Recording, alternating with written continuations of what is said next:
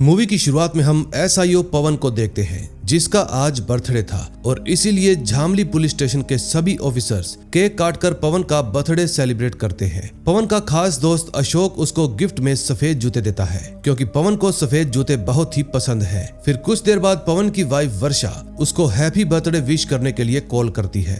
वर्षा बताती है कि मैंने आज तुम्हारे लिए खीर बनाई है, लेकिन पवन उसको कहता है कि मुझे आने में देर हो जाएगी क्योंकि मुझे स्टेशन जाकर सीनियर जर्नलिस्ट रीमा दत्ता को पिक करना है। फिर पवन और अशोक स्टेशन जाने के लिए निकल पड़ते हैं, लेकिन पवन को कोई अंदाजा भी नहीं था कि रीमा दत्ता असल में कौन है और वो झामली में क्यों आ रही है। जब पवन जर्नलिस्ट रीमा को सुरक्षित ले जा रहा था तो अचानक दो गुंडे उसकी गाड़ी का पीछा करने लगते हैं। फिर पवन साइड मिरर में उन गुंडों को देख लेता है, लेकिन वो कोई एक्शन ले पाता इससे पहले ही वो लोग रीमा की गाड़ी के सामने आकर उनको शूट कर देते हैं। वो दोनों पवन की कार के ऊपर लगातार फायरिंग कर रहे थे, जिसके बाद पवन अशोक से कहता है कि तुम मुझे कवर दो, लेकिन इसी बीच अशोक के हाथ पर गोली लग जाती है। फिर पवन गुस्से में आकर उनमें से एक को शूट कर देता है, लेकिन तब तक दूसरा गुंडा गाड़ी लेकर भाग जाता है। अब यहीं से पवन के लिए दिक्कतें शुरू हो जाती हैं, क्योंकि रीमा दत्ता की सुरक्षा की जिम्मेदारी उसकी ही थी और वो अपनी जिम्मेदारी नहीं निभा पाया। अगली सुबह झामली पुलिस स्टेशन में पवन का सीनियर केशव उसे डांटता है क्योंकि पवन की वजह से लाखों लोग डिपार्टमेंट पर सवाल उठा रहे हैं। फिर पवन उनको समझाता है कि मैंने अपनी तरफ से पूरी कोशिश की थी, लेकिन हमला अचानक हुआ। फिर केशव गुस्से में पवन को गालियां देने लगता है क्योंकि यहाँ पर कोशिश से काम नहीं चलता। फिर कुछ ही देर बाद पवन का सस्पेंशन ऑर्डर भी टाइप होकर आ जाता है। तभी पवन केशव से कहता है कि आप मुझे बस 7 दिन दीजिए, अगर इन 7 दिनों में चार्जशीट आपकी टेबल पर नहीं हुई तो मैं खुद ही सस्पेंशन ऑर्डर लेकर चला जाऊंगा। फिर केशव पवन की बात मान लेता है, जिसके बाद पवन अपने घर पर आ जाता है। घर के बाहर कदम रखते ही पवन को किसी के चिल्लाने की आवाज सुनाई देती है, जिसके बाद वो सीधा ऊपर जाकर देखता है। दरअसल रवि नाम का एक आदमी पवन के पिता हरिहर से लड़ रहा था क्योंकि हरिहर का छोटा बेटा दीपक रवि की बहन प्रीति को लेकर भाग गया है। फिर हरिहर रवि से पूछते हैं कि तुम्हारे पास इस बात का क्या सबूत है कि मेरा बेटा ही तुम्हारी बहन को लेकर भागा है। रवि कहता है मुझे पूरा यकीन है कि दीपक ही मेरी बहन को भगा कर ले गया क्योंकि दीपक और प्रीति दोनों दोस्त थे। फिर रवि हरिहर को धमकी देता है कि अगर मेरा शक सही निकला तो आपके घर में पंचायत बुलाई जाएगी और फिर वही लोग फैसला करेंगे कि दीपक का क्या करना है। फिर रवि के जाने के बाद पवन वर्षा से बात करता है। पवन को समझ में नहीं आ रहा था कि दीपक आखिर चला कहाँ गया। तभी पवन का बेटा हनी उसके पास आता है और उसको बर्थडे गिफ्ट देता है, जिसके अंदर सफेद रंग के जूते थे। फिर पवन हनी का गिफ्ट देखकर हंसने लगता है क्योंकि हर कोई आज उसको सफेद रंग के जूते ही गिफ्ट कर रहा था। फिर पवन वर्षा से पूछता है कि क्या दीपक के दोस्तों को कुछ पता है। वर्षा कहती है कि दीपक का सिर्फ एक ही दोस्त है, कनेजा, और उसका नंबर मेरे पास नहीं है। फिर रात के वक्त पवन कनेजा के घर पर उससे बात करने के लिए जाता है। पवन कनेजा से सीधा सवाल करता है कि ये प्रीति कौन है। कनेजा कहता है कि वो हमारे कॉलेज में पढ़ती है। अब पवन का शक यकीन में बदल जाता है कि जरूर दीपक ही रवि की बहन प्रीति को भगा कर ले गया होगा।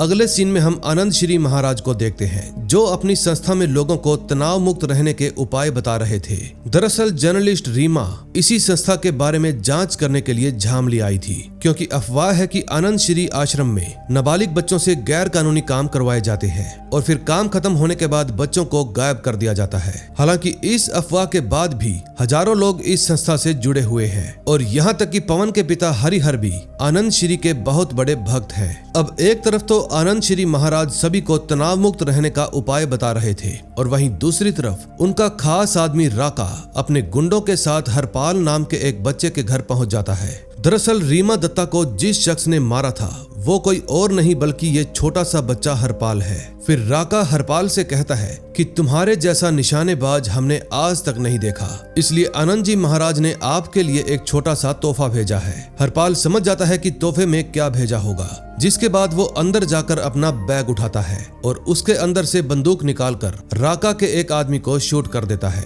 दरअसल राका के लोग हरपाल को मारने के लिए आए थे क्योंकि उनका काम पूरा हो गया था। हरपाल को पहले से ही अंदाजा हो गया था कि वो लोग उसको मारने जरूर आएंगे, जिसके बाद वो दीवार फांद कर वहां से भाग जाता है। अगले सीन में हम देखते हैं पवन अशोक को देखने के लिए हॉस्पिटल जाता है। पवन उसको बताता है कि मेरा भाई दीपक कल से गायब है और लोगों का कहना है कि वो प्रीति नाम की लड़की को भगा कर ले गया। फिर अशोक पवन की बात सुनकर थोड़ा परेशान हो जाता है। तभी पवन उसको कहता है कि तुम अपने सोर्सेज की हेल्प से ये पता लगाओ कि दीपक कहाँ है। तभी रात के वक्त रवि सरपंच को कहकर एक पंचायत बुलवाता है, क्योंकि दीपक और प्रीति को गायब हुए 2 दिन से भी ज्यादा हो चुके थे।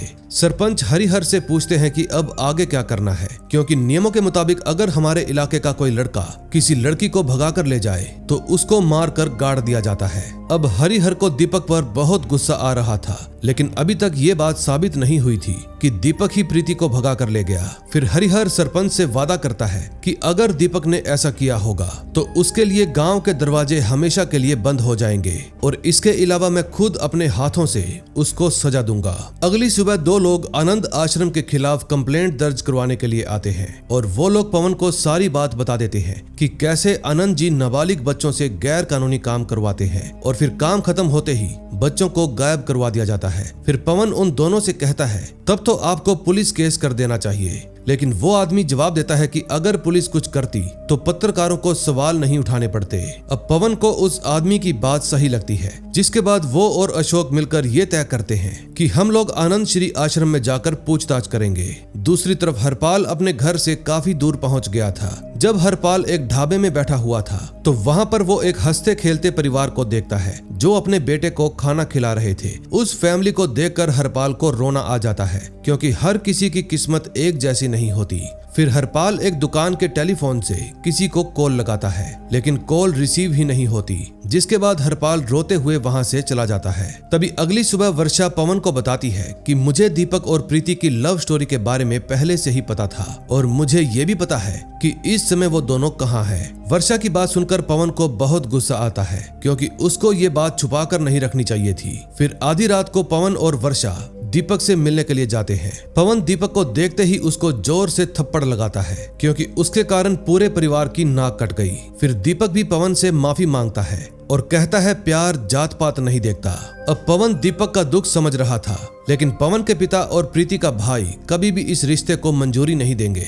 फिर पवन दीपक को बताता है कि हमारे गांव में पहले भी 2 बार इस तरह के किस्से हो चुके हैं और दोनों बार लड़का लड़की को मारकर गाड़ दिया जाता है। ये बात सुनकर प्रीति घबरा जाती है, लेकिन तभी वर्षा उसको हिम्मत देते हुए कहती है कि तुम दोनों परेशान मत हो, क्योंकि दीपक के भैया कभी भी ऐसा नहीं होने देंगे। फिर पवन दीपक को कुछ पैसे देता है और कहता है अब आगे मैं जहाँ भी बताऊं तुम दोनों वहीं पर चले जाना, वहां तुम्हें कोई भी ढूंढ नहीं पाएगा।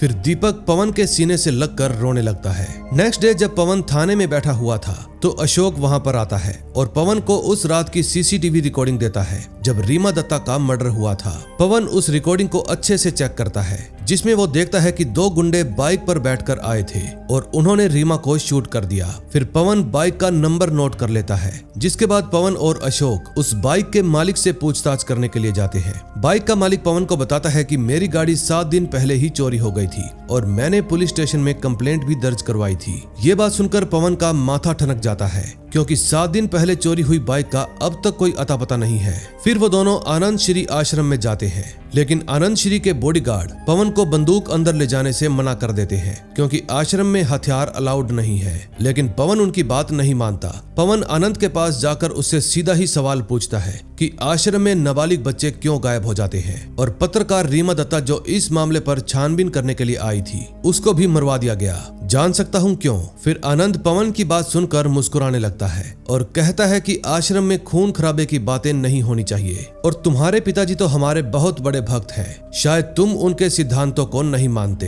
अब पवन आनंद के साथ कोई भी जबरदस्ती या गिरफ्तारी नहीं कर सकता था, क्योंकि उसके पास आनंद श्री के खिलाफ एक भी सबूत नहीं था। फिर गुस्से में पवन वहां से चला जाता है। रात के वक्त एक बार फिर से पंचायत बुलाई जाती है, जिसमें सभी गांव वाले हरिहर के खिलाफ थे, क्योंकि सबको यही लगता है कि दीपक ही प्रीति को लेकर भाग गया है। अब हरिहर को भी अपने अपमान का बहुत दुख होता है, जिसके बाद वो तय करता है कि जब भी दीपक वापस आएगा मैं उसको जिंदा गाड़ दूंगा। इस समय पवन का बेटा हनी भी वहां पर खड़े होकर ये सारी बातें सुन रहा था। दूसरी तरफ केशव पवन और अशोक दोनों की खबर लेता है, क्योंकि वो लोग आनंद श्री के आश्रम में पूछताछ करने के लिए गए थे। केशव पवन को समझाता है कि आनंद जी के खिलाफ मत जाओ, वरना तुम्हारा वो हाल होगा जो तुम सोच भी नहीं सकते।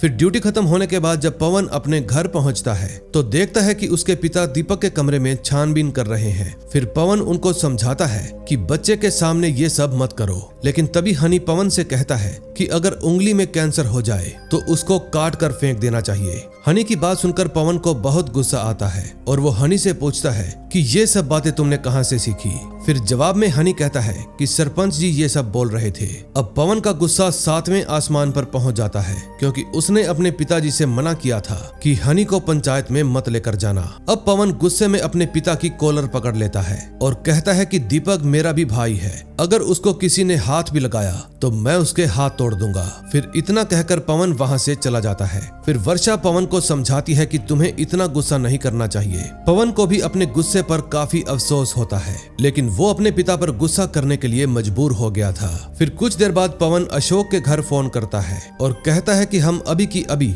हरपाल के पिता दामोदर के घर जा रहे हैं। दामोदर आधी रात को अपने घर के बाहर पुलिस देखकर घबरा जाता है। फिर पवन दामोदर से सीधा सवाल करता है कि तुम्हारा बेटा कहाँ है। जवाब में दामोदर उसको बताता है कि मेरा बेटा आनंद श्री के पास है, क्योंकि उनकी ही कृपा से मुझे बेटा हुआ था और मैंने उनको वादा भी किया था कि जब भी मेरा बेटा होगा मैं अपने बेटे को उन्हें सौंप दूंगा। फिर गुस्से में पवन दामोदर से कहता है कि आपको खुद पर शर्म आनी चाहिए। दामोदर समझ नहीं पा रहा था कि किस बात के लिए शर्म आनी चाहिए, लेकिन तभी पवन उसको समझाता है कि तुम्हारा बेटा आनंद श्री आश्रम से भाग गया है, क्योंकि वो लोग उसको मारना चाहते थे। पवन की बात सुनकर दामोदर के होश उड़ जाते हैं। फिर पवन दामोदर को समझाता है कि अभी भी देर नहीं हुई है, अगर तुम अभी भी एक कंप्लेंट दर्ज करवा दो तो हमें उस आश्रम के खिलाफ इन्वेस्टिगेशन करने का मौका मिल जाएगा। अब दामोदर भी पवन की बात मान लेता है, जिसके बाद पवन उसको अपने साथ ले जाता है। अगले सीन में हम देखते हैं पुलिस की एक टीम हरपाल को ढूंढ निकालती है और उसको गिरफ्तार कर लेती है। जब पवन को ये बात पता चलती है तो वो फौरन हरपाल से मिलने के लिए पहुंच जाता है। इस समय हरपाल बहुत ही ज्यादा डरा हुआ था। वो पवन को बताता है कि मैंने ही आनंद श्री के कहने पर उस पत्रकार को मारा था, क्योंकि आनंद श्री हर रोज मुझे मानसिक और शारीरिक रूप से प्रताड़ित करता था। अपनी बातें बताते बताते हरपाल फूट फूट कर रोने लगता है। फिर पवन उसको हौसला देता है कि तुम डरो मत, बस तुम आनंद श्री के खिलाफ अपना कबूलनामा लिख दो, बाकी मैं खुद देख लूंगा।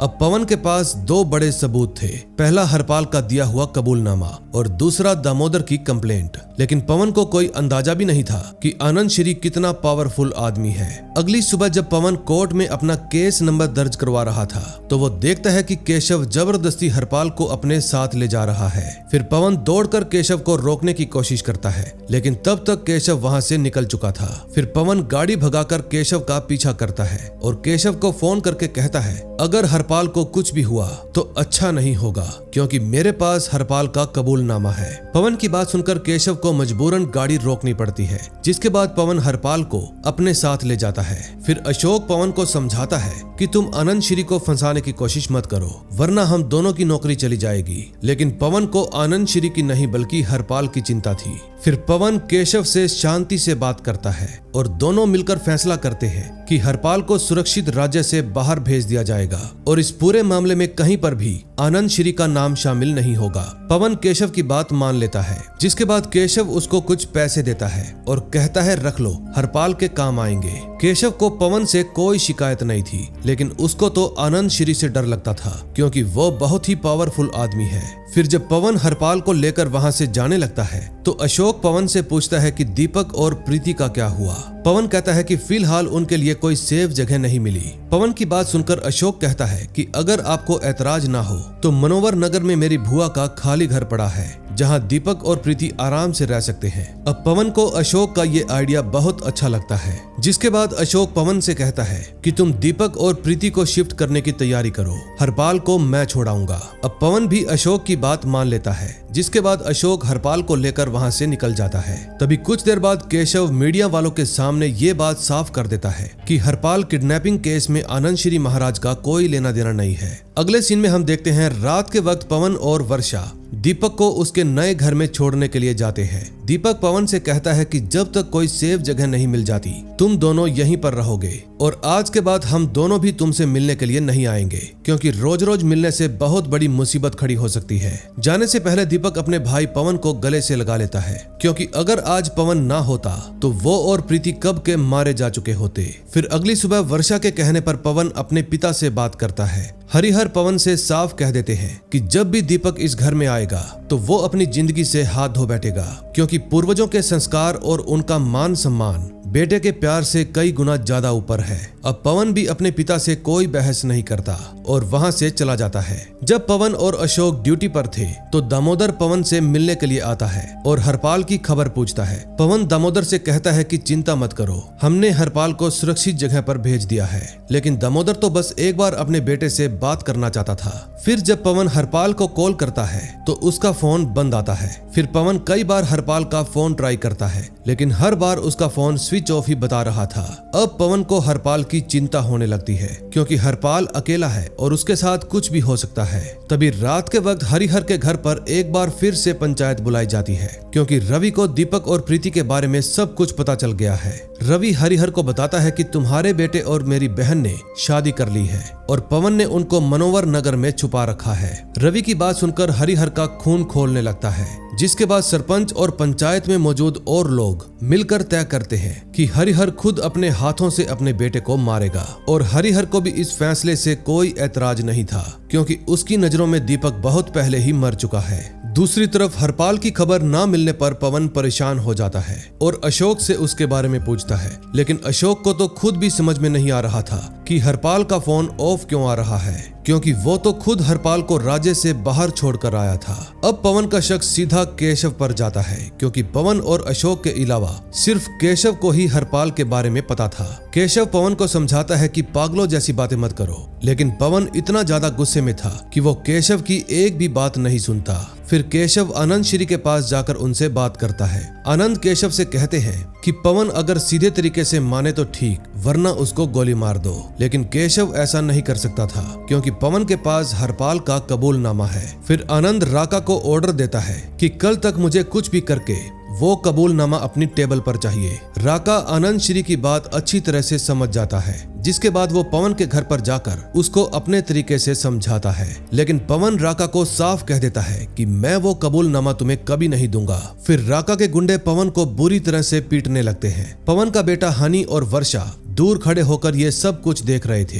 फिर राका पवन से पूछता है कि तुम किसके लिए लड़ रहे हो? हरपाल के लिए, जो बहुत पहले ही ऊपर पहुंच चुका है। राका की ये बात सुनकर पवन के होश उड़ जाते हैं, जिसके बाद राका उसको बताता है कि तुम्हारे दोस्त अशोक ने खुद हरपाल को अपने हाथों से गोली मारी थी। अब इस कहानी के असली पत्ते खुलते हैं, क्योंकि अशोक शुरू से ही आनंद श्री के साथ मिला हुआ था। दरअसल अशोक जानबूझकर हरपाल को खुद शहर से बाहर ले गया और फिर उसको राका और उसके गुंडों के हवाले कर दिया।